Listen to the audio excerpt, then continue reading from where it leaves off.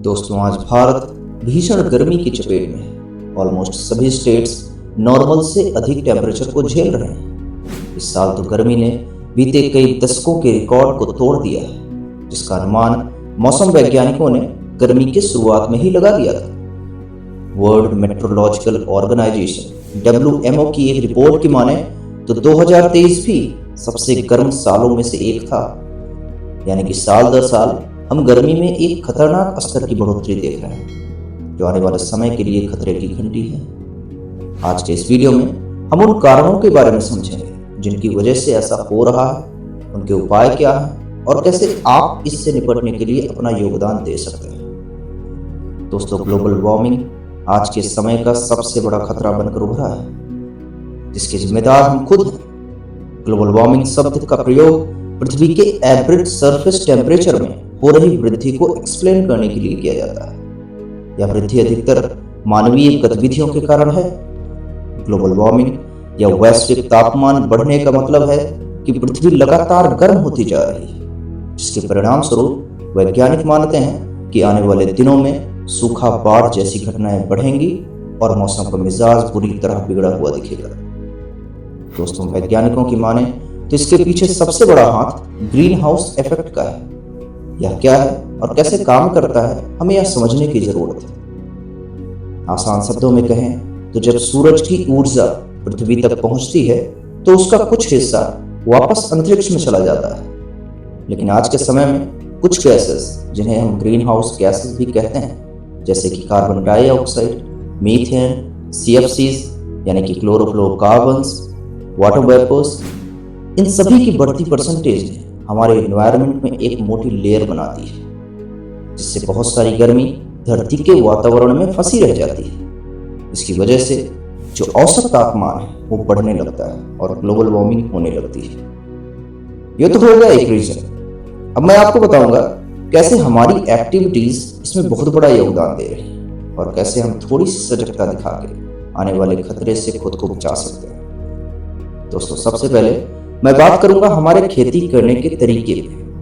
आपको यह जान के हैरानी होगी कि कृषि ग्रीन हाउस गैसों के उत्सर्जन यानी कि इमिशन में 11% का योगदान करती है। मतलब हमारे एनवायरनमेंट में बढ़ी हुई ये खतरनाक गैस कहीं ना कहीं हमारी खेती में की गई लापरवाही का भी नतीजा है। बहुत से लोगों को शायद यह बात समझ में ना आ रही कि आखिर कैसे खेती से ये सब पॉसिबल है। तो इसके लिए मैं आपको एक रिपोर्ट बताता हूँ।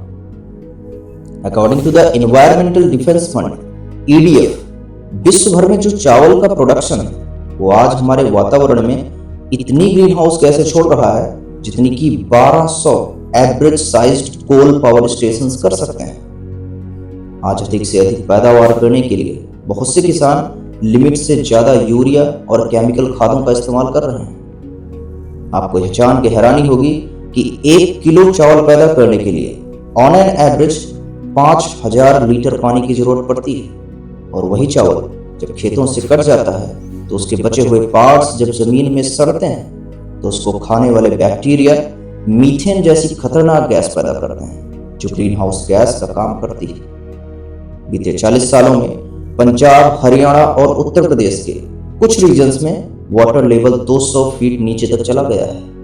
यहाँ की 60% खेती करने वाली जमीनें बंजर हो चुकी हैं।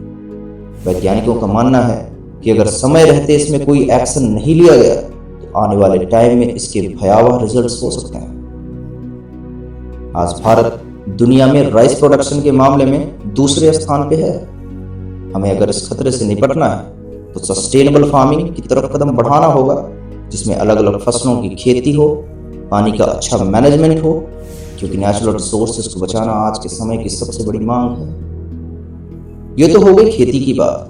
अगला जो बहुत बड़ा चिंता का विषय ग्लोबल वार्मिंग के संदर्भ में है वो है वनों की कटाई।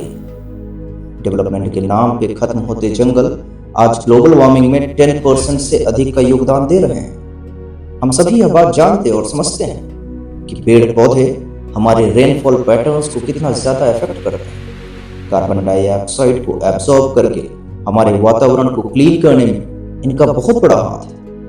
बट जंगलों की कटाई से यही कार्बन डाइऑक्साइड और भी ग्रीन हाउस गैसों के साथ उसी कटे हुए पेड़ से बाहर भी निकलती है जो कि ग्लोबल वार्मिंग के खतरे को बढ़ाने में कोई और कसर नहीं छोड़ती।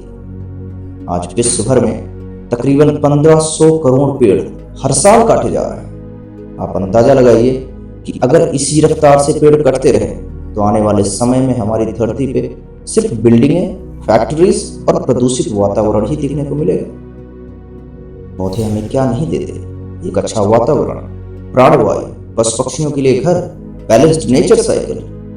ये हमारी धरती माँ को स्वस्थ रखते हैं। दोस्तों, मैं कितनी भी खूबियां पेड़ पौधों की बता कम ही रहेंगे। हो सकता है आप इससे बहुत अधिक जानते हैं।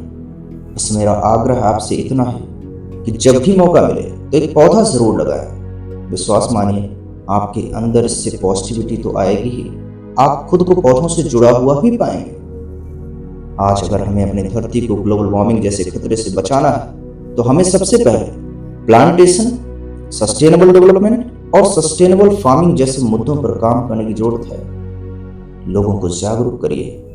हो सकता है आपका एक कदम हमारे बेहतर भविष्य की पटकथा सुनिश्चित कर दे। दोस्तों, अगर वीडियो पसंद आए तो एक लाइक और चैनल को सब्सक्राइब जरूर करें। Thank you.